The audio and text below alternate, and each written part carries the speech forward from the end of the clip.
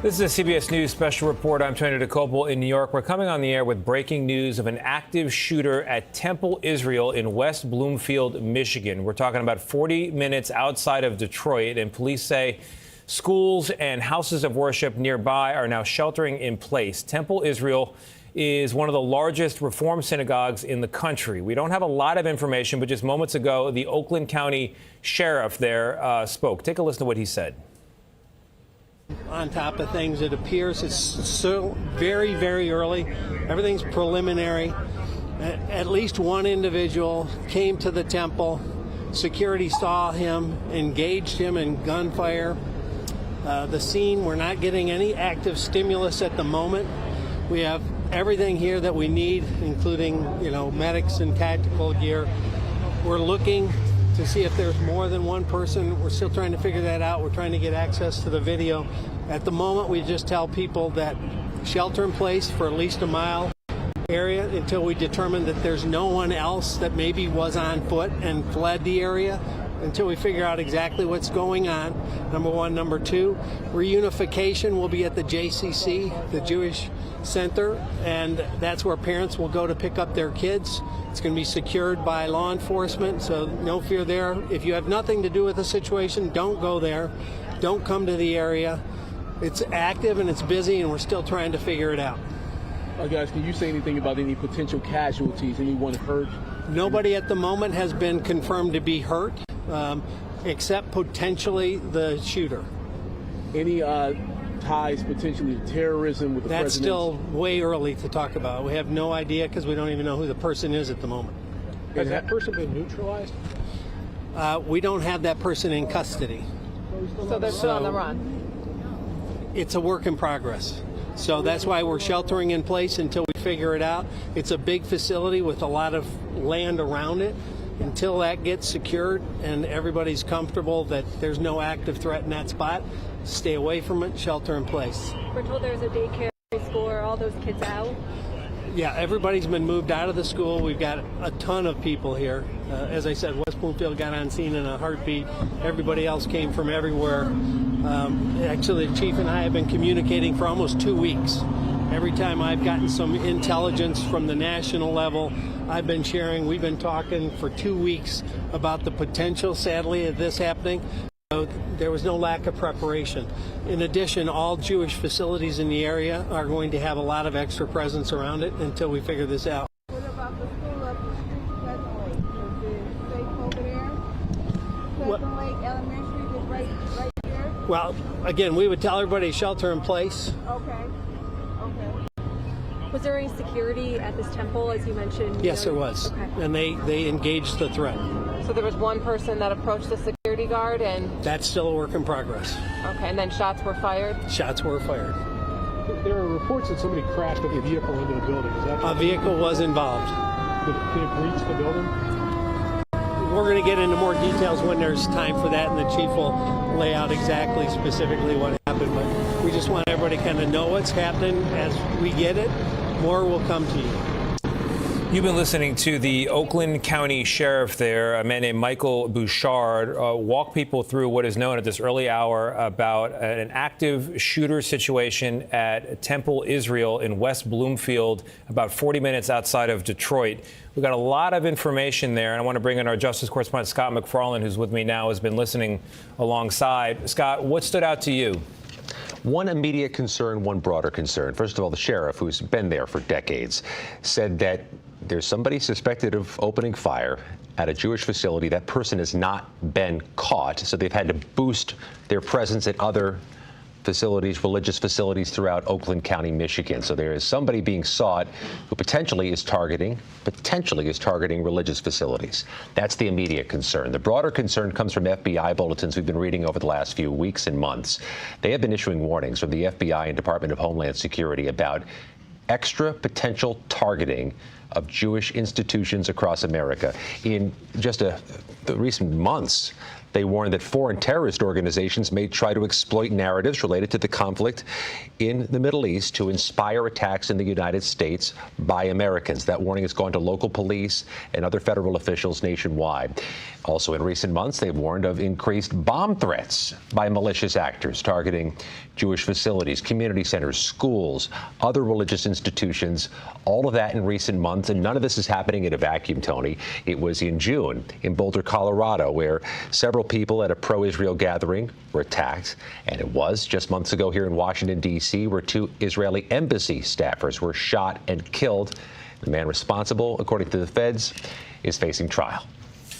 Scott McFarland for us as we piece together what happened and is happening at West Bloomfield, in West Bloomfield, Indiana, or Michigan, rather. You're looking at pictures now of what appear to be members of the SWAT team. Earlier, you might have seen pictures, an overhead shot of the temple itself and the school facility attached to it. It's a large building. It appears there is smoke of some kind pouring out of the vents. We don't have information of exactly what that is, although we did hear from the sheriff that a vehicle rammed the building, so it could be tied to that. I want to bring in Jonah Kaplan, a CBS News correspondent who has spoke to members of this Temple Israel community there. Jonah, if I have you, what did they tell you? Did anybody witness what happened? You know, Tony, a Thursday morning is not a time where you would have a lot of religious services, but many synagogues, including this one, are also preschools and religious schools. And this was a preschool day. So there were students and teachers inside. But what I've heard from witnesses and from members of that community, people who belong to that synagogue, all the kids and all the teachers are accounted for. They've been evacuated and brought to another nearby community center. And look, for members of the Jewish community across the country, this is going to be shocking but not surprising. And synagogues, day schools, any kind of Jewish institution, they've been preparing, sadly, for something like this, which is why if this alleged gunman or whoever assailant was to take a car and ram it in to a synagogue, frequently you'll see some barriers in front of synagogues. You'll see heavily fortified doors, and many preschools will have armed guards with them. So again, a shocking scenes to see, but they're not going to be surprising to many members of the Jewish community. Of course, the immediacy of this is even if you have a conflict 5,000 or 6,000 miles away, this is when you see a war felt very much at home. Yeah, Jonah, we're looking at the overhead pictures. It really does look like a tight-knit community. There's the temple, and even in just a slight pullback of a shot, you can see the community around it, their homes. It's nestled in an area there. You know, the sheriff said that there were no injuries, which is very fortunate, except possibly the shooter. Do you have information about the alleged suspect, the possible shooter? Was he taken down? I think the information that we're getting right now is from at least one teacher who was inside the building. Right now, I think for them, a lot of it is rumor. Yes, they've heard maybe the shooter was taken down, but we also hear from sources at the FBI that's saying a shooter might still be on the loose. Everything remains on lockdown, I'm told, also because of the potential for accomplices. And are there any other people working with this gunman, driver? We don't know. We know that West Bloomfield, Michigan is home to a very strong Jewish community. About a third of the population there is Jewish. This is also one of the largest synagogues in the country. So what is happening here is going to reverberate among Jewish communities across the country. Yeah, that's for sure, Jonah. And I let our viewers know sometimes the best thing you can say in a situation is you don't know. And there is a lot we don't know at this time, but we do know you've got smoke pouring out of this large Reformed Jewish community in West Bloomfield, Michigan. You've got the sheriff saying there was a shooter, there was a ramming, shots were fired, and there's now a shelter in place and a very significant police turnout. But we do reiterate, we don't know who is responsible for this incident in West Bloomfield, and we don't know if it's tied to the unfolding situation in the Middle East. But we are monitoring it, and I want to bring in Anna Schechter, who is our crime and public safety producer, part of that unit. What stands out to you with what we're learning so far, and what more do you want to know? Well, listen, we're less than a week out from this incident in New York City, where we had 2 ISIS-inspired individuals allegedly throw these IEDs on the Upper East Side, not something you usually see on the Upper East Side. That just happened. Now we're seeing this. In fact, there was another shooting just a couple of hours ago at a university in Norfolk, Virginia. It just seems like this is what a heightened threat environment looks like. It's not just a heightened threat environment. This is an active attack environment that we're in right now. It's really remarkable, Tony. It's a remarkable picture to see on a Thursday morning. Yep. In the United States of America. Let's go back to Scott McFarland, who's got new information on this. Scott? Let's start off with the new FBI statement just issued by the director of the FBI, saying FBI personnel are on the scene now with their law enforcement partners in Michigan, responding to the apparent vehicle ramming and active shooting situation at Temple Israel Synagogue in West Bloomfield. FBI, by nature, if not by rule, responds to potential shooting incidents or to any targeting of a religious facility. It's no surprise they're there. But you have to also open the question here, because the sheriff hasn't been very clear there was a shooter, but that there was a shooting. This raises the prospect that somebody may have been attacking the temple in that vehicle, and perhaps somebody in security or otherwise may have tried to stop the person in the vehicle. So we're not terribly certain right now that there's a shooter, but that there was a shooting. But nobody inside the facility was injured or has been killed by this, according to what the sheriff has said. Nevertheless, there's clearly a federal investigation in addition to the local investigation of what happened and where is the person believed responsible for this.